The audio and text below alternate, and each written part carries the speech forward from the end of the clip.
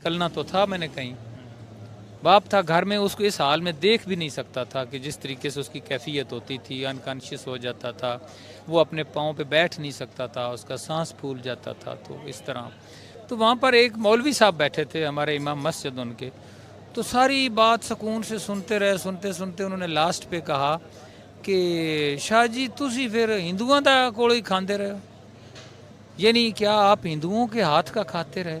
मैंने कहा यार, इमाम मस्जिद ने ये कहा। हाँ।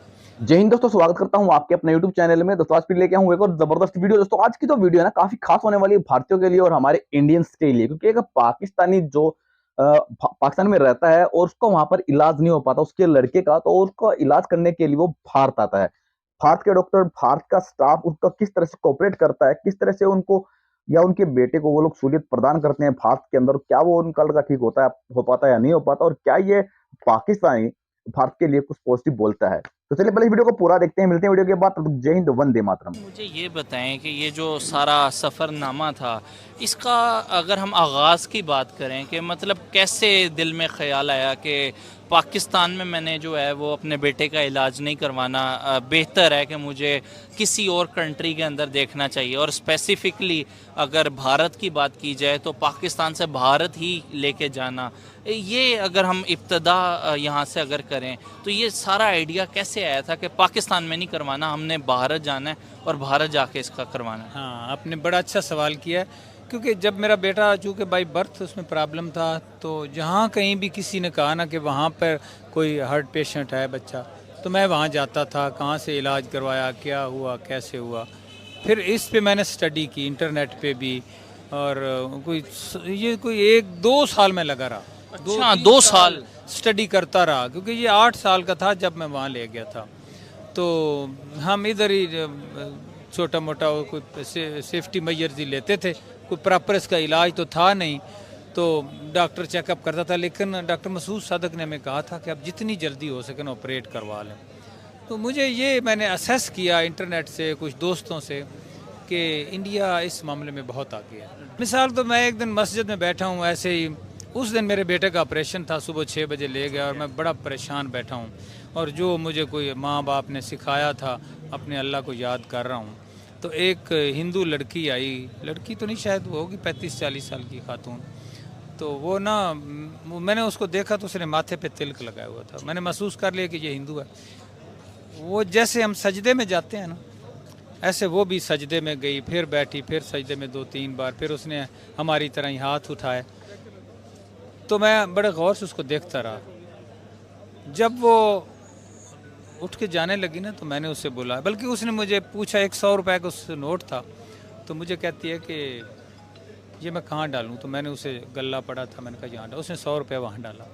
तो मुझे बड़ा क्रेज़ सा हुआ। तो मैंने कहा बेटी आप हिंदू हैं तो यहाँ मस्जिद में क्या लेने आई? तो उसने कहा God is everywhere, not for only Muslims. मुझे थोड़ी सी शर्मिंदगी फील हुई।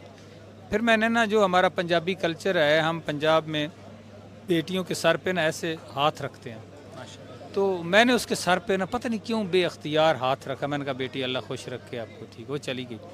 अब मैं वहाँ कि आप औरत को इज्जत दें, वो आपको उससे 10 गुना ज़्यादा इज्जत देगी। बदकिस्मती है कि हम इज्जत नहीं देते। होता ये था कि अक्सर हॉस्पिटल के कॉरिडोर्स में उसका और मेरा टाकरा हो जाता था, कभी फार्मेसी पे, कभी बाहर, कभी मस्जिद में, कभी इधर मंदिर पे, कभी।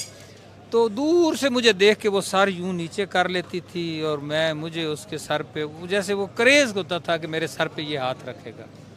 उसका नाम था नंदी लक्ष्मी, मुझे नाम याद है उसका।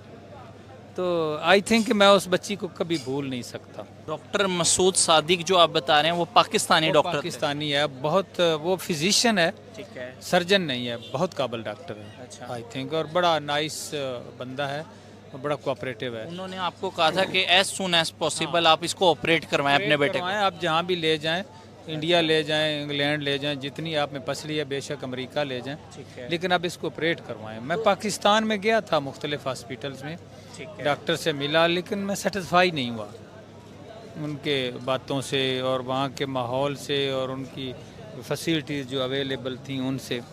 फिर मैंने ये सोचा कि जब वो हमसे इतना आगे हैं, सारा कुछ है, फिर मैंने हॉस्पिटल फ़ोन भी किए इंटरनेट से नंबर मिल जाते हैं, मुख्तलिफ बातें की और उनका अमला मिला।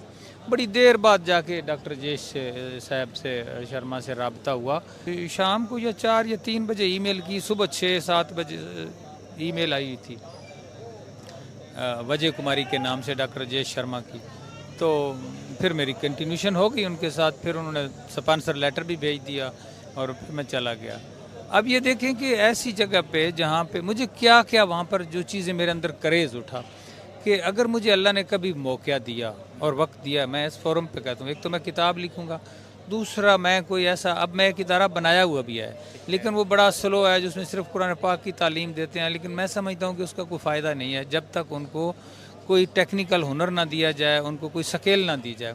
अदरवाइज़ वो ईमान बेचने वाले वही ट्रेडिशनल मुल्ला निकलेंगे। तो डॉक्टर अजय शर्मा ने फिर आपको रिस्पॉन्ड दिया कि हाँ, आप नहीं, अपने बेटे को लें आएं? और डॉक्टर जे शर्मा ने तो रिस्पांस विद इन 12 आवर में रिस्पांस आ गया था। अच्छा। बहुत जल्दी, मतलब शाम को 3-4 बजे ऑफिस टाइमिंग पे किया है, ठीक है। तो सुबह 6-7 बजे उनकी ईमेल आई थी। मैं 9 बजे गया हूँ तो मैंने खोल के उसी पे फिर आगे वर्किंग शुरू कर दी। मेरे ख्याल में उस अगले हार्डली 5 या 6 दिन में मैं इस्लामाबाद एम्बेसी के आगे खड़ा था वीज़े के लिए। वीज़ा इधर आराम से दे दिया इधर की गवर्नमेंट? सर मैं कहता हूँ कि जब मैं गया हूँ ना इंडियन एम्बेसी, तो मैं वहाँ भी बड़ा परेशान था। कई लोग मुझे वहाँ लाइन में लगे हुए थे। तो मैं गया हूँ, मेरी वाइफ, मैं और मेरा बेटा छोटा जो बीमार था वो हमने ना उठाया हुआ था। तो जो जो वो सामने रिसेप्शन पे या उस खिड़की के सामने सफारतकार बैठा था, एम्बेसडर उनका, तो उसने कहा कि उसने सारी चीज़ें देखी तो कहता है बच्चे क्यों लाए हो? मैंने कहा बीमार था, तो मैंने कहा आपको जस्टिफाई करें। कहते नहीं कोई मसला नहीं, आपने लिख दिया, बच्चे को तकलीफ़ ना दिया करें, आप आ जाएं तो बस। वो मेरे ख्याल में बस घंटा डेढ़ लगा है सफारत खाने में, उन्होंने वीज़ा लगा के दे दिया। और बिहेवियर कैसा था एज अ पाकिस्तानी, मतलब अगर? बिहेवियर तो मेरा मतलब है बहुत प्रेज भरती था। अच्छा। मुझे कभी मैं समझता हूँ कि जहाँ भी मैं गया हूँ ना, मुझे बड़ा हैरत होती थी कि हम क्या सोचते थे और आगे क्या क्या हो रहा है। मेरी सारी सोच से अलावा लोगों की मोहब्बत थी। इधर सफारत खाने से ही मैं जब मिला हूँ ना, तो वहीं पर ही मेरा जहन बदलना शुरू हो गया, बदलते बदलते। मैंने बताया कि मैं वहाँ से एक चीज़ ले गया था कि अगर मुझे अल्लाह ने मौका दिया तो मैं भी ऐसे कोई इदारा बनाऊँ जिसमें बच्चों को टेक्निकल स्किल हो, वहाँ पर मंदिर भी हो, मस्जिद भी हो, गुरुद्वारा भी हो, गिरजा भी हो। क्यों कैद किया हुआ है? क्यों नहीं? अगर इंडिया में बन सकता तो यहाँ क्यों नहीं बन सकता?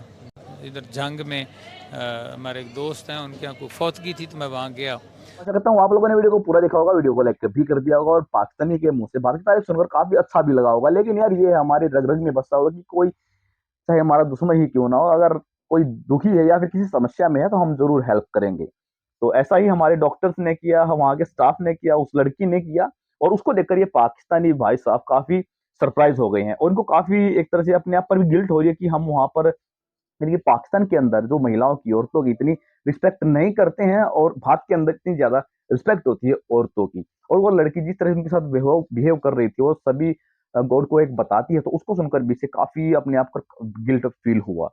तो भैया यही है भारत की विशेषता की अनेकता में एकता। आपको वीडियो कैसे लगी कमेंट्स में जरूर बता देना और वीडियो पसंद आई वीडियो को लाइक करना, शेयर करना। वीडियो के बारे में आपको जो कुछ कहना है उसे कमेंट सेक्शन में जरूर मेंशन कर देना। मिलते हैं कुछ वीडियो के साथ, तब तक जय हिंद, वंदे मातरम।